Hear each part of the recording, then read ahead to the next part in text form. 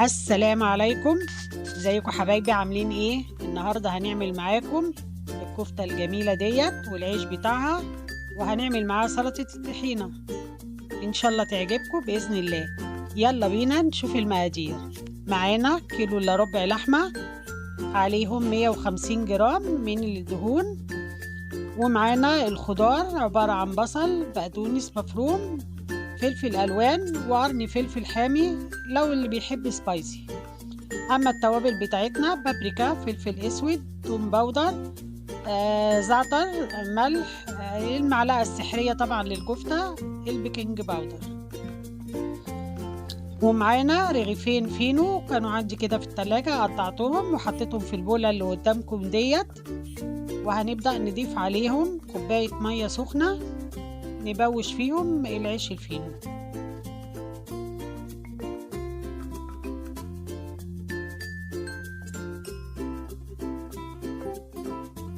هنركن الفينو على جنب وهنبدأ بوصفتنا النهاردة. أول حاجة هنعملها هنجيب الكبة بتاعتنا المتواضعة ديت اللي هنبدأ نعمل فيها الوصفة. معانا الخضار اللي احنا مقطعينه هنبدأ نحطه في الكبة. هننزل البصل والفلفل والبقدونس بتاعنا، وهنبدأ نفرمهم في الكبة.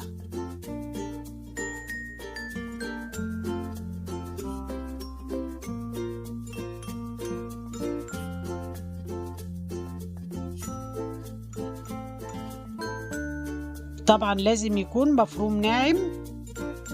هنقلبه ونبدأ تاني ننعم الخضار اللي معانا كده. الخضار ناعم معانا وبقى تمام. هنبدأ نحط الفينو بقى اللي احنا كنا ناقعينه في المية. هننزل الفينو ده، بيزود معانا الكفتة وبيديها طعم وهشاشة كتير. هنبدأ نقلب بقى الخضار بتاعنا مع الفينو اللي احنا زودناه عليه. هنقلب ونطحنهم بعضين مع بعضيهم لحد ما يندمجوا مع بعض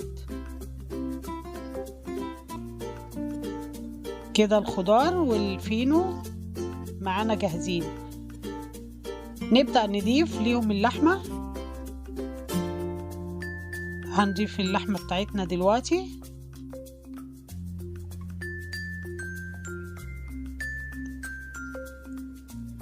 هنبدأ نفرمهم دلوقتي مع بعضيهم لحد ما يتسمغوا مع بعض وقوامهم يتجانس.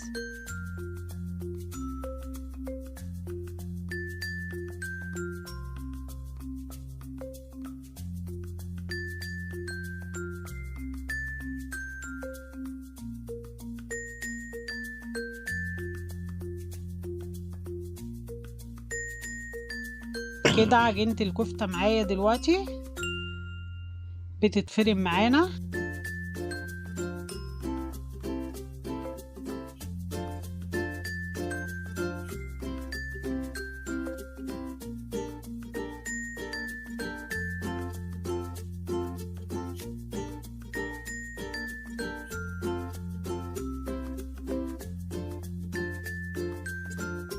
كده العجينة معانا متجانسة وتمام. هنبدأ بقى نضيف التوابل للكفتة. طبعا التوابل بتاعتنا اللي انا قلت لكم عليها في اول الفيديو.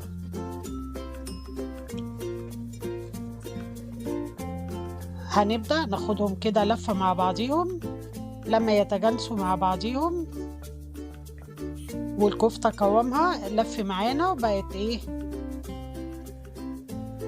قوام مظبوط ومتجانس. هنبدأ ناخد الكفتة معانا نفضيها في بولة.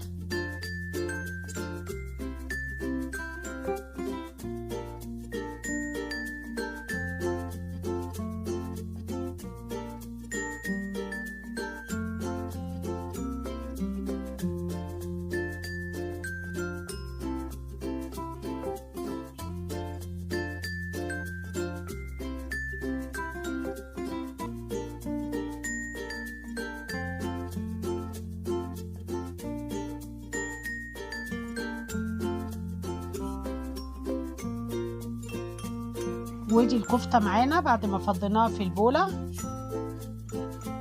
هنبدأ نشكلها. هنجيب دلوقتي معانا خلة بتاعت شيش الطاووق دي هنشكل عليها الكفتة. بتبقى مفرغة من جوه ومدية طراوة حلوة للكفتة كده، وبتخلي الكفتة خفيفة وهشة، ما تبقاش مكتومة كده من جوه.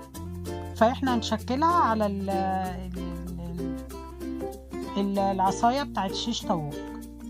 طبعا نشكل الكفتة دلوقتي معانا.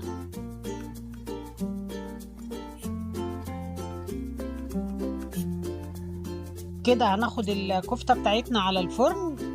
طبعا انا مولعة الفرن وانا بشكل الكفتة. عقبال ما تستوي هنبدأ بقى طبعا نجهز العيش بتاعنا اللي هنعمل فيه الكفتة. هنجيب العجان المتواضع بتاعي وهنبدأ فيه. نحط كيلو من الدقيق، اي نوع دقيق انت عايزة تحطيه. ده دقيق عادي عندي لجميع الاستخدامات. هنحط نص كيلو دقيق ومعلقة خميرة فورية ونص معلقة ملح ومعلقة سكر كبيرة، وهنبدأ نقلب المواد الجافة كلها مع بعضيها. بعد ما قلبنا المواد الجافة هنجيب كوباية مية نضيفها عليها. هي العجينة بتاعتنا هتاخد تقريبا كوباية ونص. انا هنزل بكوباية الاول واشوف العجينة، لو احتاجت هنحط نص الكوباية التاني. وطبعا كل واحد حسب الدقيق اللي بيعجن بيه، خد الكوباية ونص، خد كوبايتين، حسب الدقيق اللي انت بتستعمليه. وادي نص الكوباية التاني حطيته على الدقيق وسيبنا العجينة بتاعتنا.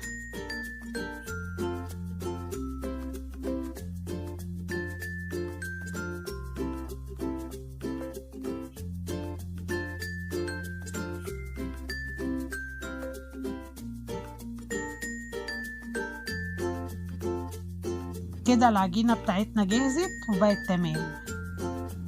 هنقلبها كويس ونسيبها في البولة، وهنغطيها بالاستريتش راب ونركنها على جنب تخمر عقبال ما نعمل الطحينة بتاعتنا. هنجيب خلاطنا المتواضع، هنحط فيه بقية الفينو اللي احنا كنا راكنينه ونص فلفل حار للي حابب ان الطحينة تبقى سبايسي.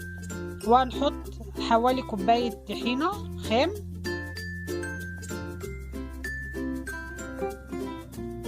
هنضيف عليها التوابل ملح وكمون وفلفل، وهنحاول نلفها مع بعضيها في الخلاط تتجانس مع التوابل. بعدين هننزل عليها بكوباية مية سخنة وبرضو نضربهم مع بعضيهم.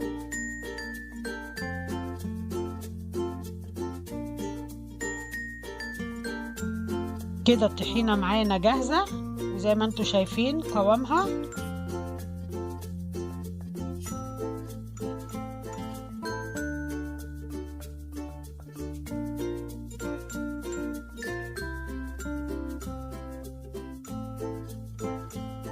هنزود عليها معلقتين بقدونس مفروم. انا بحب الطحينة عليها بقدونس مفروم، بيدي طعم حلو، بتدي تست مع الكفتة كمان، بيخليها طعمها حلو.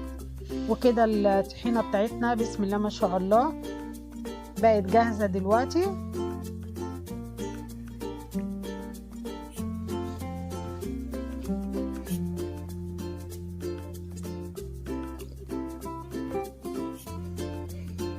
هنبدأ بقى نجيب العيش بتاعنا. ادي العجينة خمرت معانا وبقت ما شاء الله الله اكبر. العجينة دلوقتي تمام معانا وخمرت قوامها مظبوط. هجيب البلانشة بتاعتنا وهنقطع عليها العجينة. هما جم معايا 10 ترغيفة. هنغطيها ونسيبها ترتاح شوية وهنبدأ نشكل العجينة. هنشكلها بالشكل الطولي طبعا هنفرد العيش كله وهنركنه يرتاح شوية. العيش ارتاح معانا وبقى جاهز. ده سمك العجين، ما يزيدش عن كده عشان لو زاد عن كده الرغيف هيبقى تقيل وسميك كده. ده الحجم بتاعه. هناخده بقى على طاسة سخنة ونار عالية ونبدأ نسوي العيش بتاعنا. انا الطاسة بتاعتي خدت معايا رغيفين قصاد بعضيهم. طبعا النار تبقى عالية. كل 10 ثواني هنبدأ نقلب العيش بتاعنا. قلبناه على الناحية التانية 10 ثواني وهنقلبه برضو على الناحية التانية. نفضل نقلب في العيش بتاعنا لحد ما يبدأ ياخد لون معانا.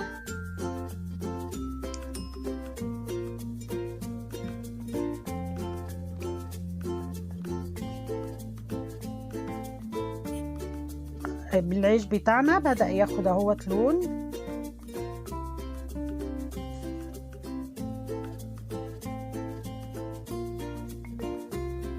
هيبدأ بقى هنسيبه برضو على النار. بسم الله ما شاء الله، الله اكبر. العيش بتاعنا بدأ ياخد الشكل بتاعه وبدأ ينتفخ ولونه زي ما انتم شايفين. مش هنسيبه اكتر من كده عشان ايه؟ يبقى لونه فاتح وجميل. وكده العيش بتاعنا بقى جاهز. احنا عملنا الكمية كلها دلوقتي وبقت جاهزة معانا. هنبدأ بقى نعمل سندوتشات الكفتة اللي هي وصفتنا النهاردة. ادي العيش بتاعنا والكفتة بتاعتنا هي جهزت وطلعناها من الفرن. وادي سلطة الطحينة اللي احنا عملناها. نبدأ بقى نعمل السندوتشات. طبعا انتوا شايفين الكفتة معايا قدامكم جميلة ومشهية وبسم الله ما شاء الله تحفة تحفة تحفة. لونها وريحتها قلب البيت كله وما شاء الله زي ما انتوا شايفين شكلها عامل ازاي. نبدأ بقى نعمل سندوتشاتنا النهاردة. هنجيب العيش بتاعنا نبدأ نفتحه.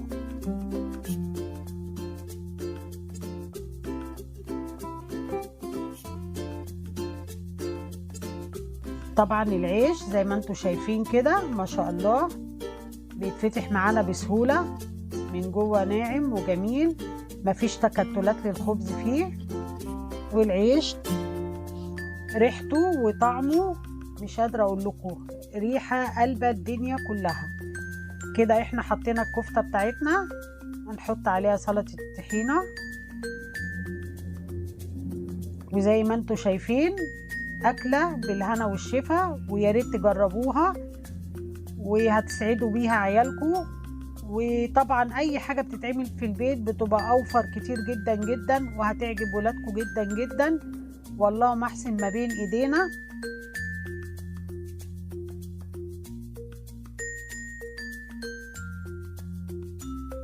مش قادرة أقول لكم على الطعم. فوق الممتاز، فوق الممتاز. طبعا احنا هنعمل دلوقتي العيش بتاعنا كله وهنشكله. واتمنى تكون الوصفة بتاعتي عجبتكم. ولأول مرة يشوفني يعمل لي لايك ويشترك في قناتي ويفعل الجرس عشان يوصلكم كل جديد.